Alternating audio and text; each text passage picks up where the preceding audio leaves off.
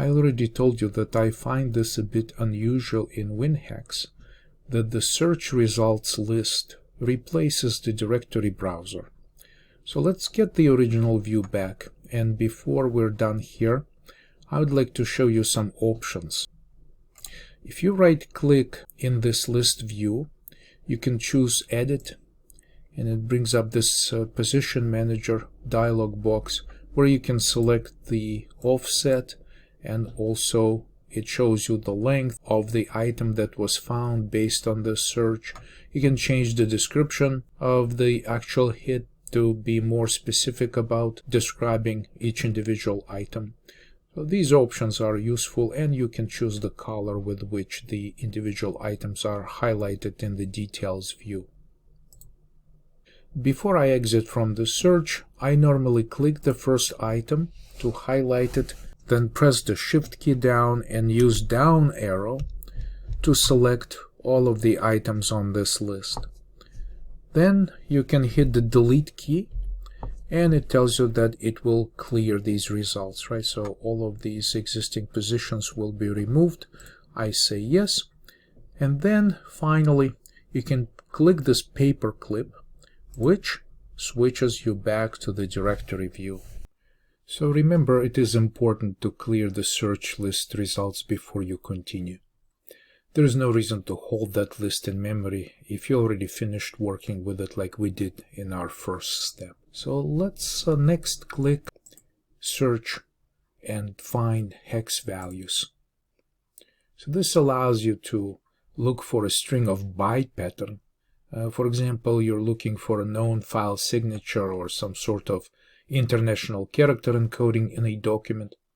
So the easiest way is to use the actual byte values if you know what they are. Okay, so since we're not using the hex bytes, let's go to the next option, Search, Simultaneous Search. In this dialog, the individual items are entered like individual keywords. For instance, in our case,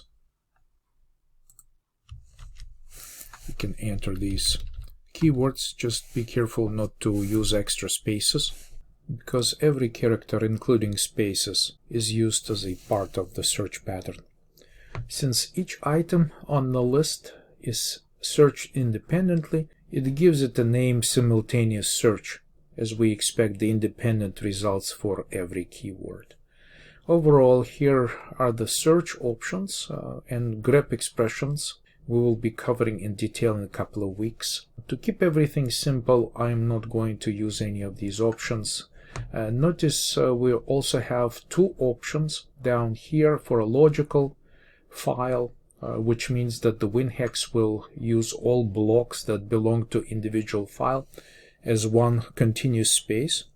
And the second option is to ignore the file allocation and instead search for the physical disk space, block by block, sector by sector, which cannot find your search items on the sector boundary. So there is a limitation. If something happens to be separated by block boundary, that item may not be found in your search results. In my first attempt here, I'm just going to use all of the default options and simply click OK. But notice that we continue using the list search hits, expecting a similar interface we had seen in the previous text search.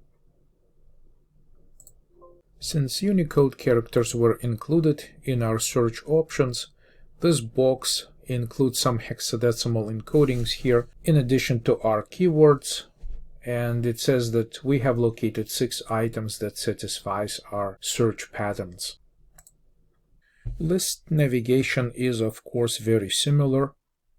Clicking the items, it brings up locations of text, and details view gets updated quite nicely.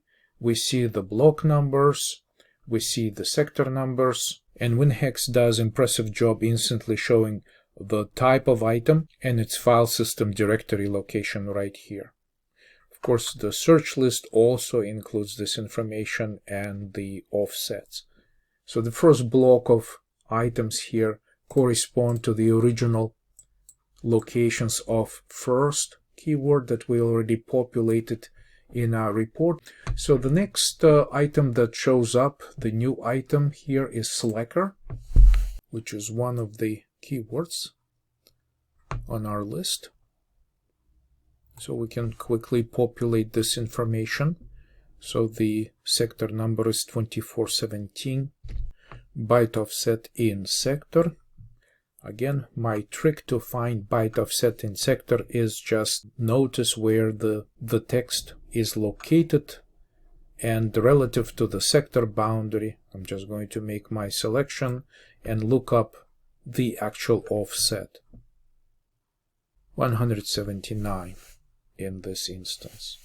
The file name is file1, but it indicates in the search list that this is a slack space of file1. File1 slack. And for slacker, obviously, we have one item. And the next hit is the third keyword right here, which points to free space or unallocated space. We can enter here's unallocated space. And the byte offset from the sector is like this, so it seems like the answer is 80, and physical sector number is 2420. The number of hits, 1. Okay, so let's save this information.